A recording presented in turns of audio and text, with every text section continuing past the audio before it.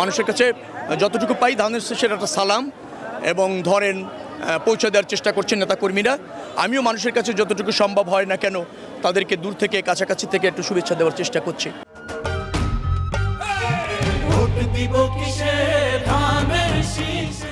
মানুষ এই অঞ্চলের দীর্ঘদিন আমি 33 বছর রাজনীতি করেছি, যার ফলে এই অঞ্চলের মানুষ আমাকে তাদের প্রতিনিধিত্ব করার দায়িত্ব নিয়ে নিয়েছে। জনগণ দায়িত্ব নিয়ে নিয়েছে, যার ফলে আমি উৎফুল্ল আশ্বস্ত যে তারা ধানের শীষের পক্ষে এবং আমার পক্ষে তাদের মূল্যবান রায় প্রদান করে আগামী দিনে তাদের প্রতিনিধিত্ব করার সুযোগ দেবে। বিশেষ কোনো সমস্যা নেই। কামরাঙ্গীরচরে একটু ভিন্নতা আছে, ওটা ধরেন একটা উন্নত গ্রাম, কিন্তু নগরের সুবিধা তারা চায়, কিছু সীমাবদ্ধতা আছে, ওগুলো আমি চিহ্নিত করেছি, পর্যায়ক্রমে সমাধান করা যাবে।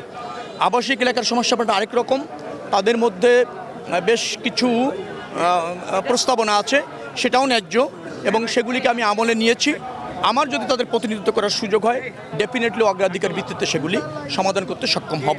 খুব বেশি চ্যালেঞ্জ নয়, এগুলি একটু মনোযোগী হলে সেবা খাতগুলিকে ফাংশন করতে পারলেই হবে। না, এরকম চাচ্ছে সব জায়গায় আপনি পাবেন। আইনশৃঙ্খলা রক্ষাকারী বাহিনীও পেয়েছে, নির্বাচন কমিশনও পেয়েছে, আমিও জেনেছি এবং দেখেছি।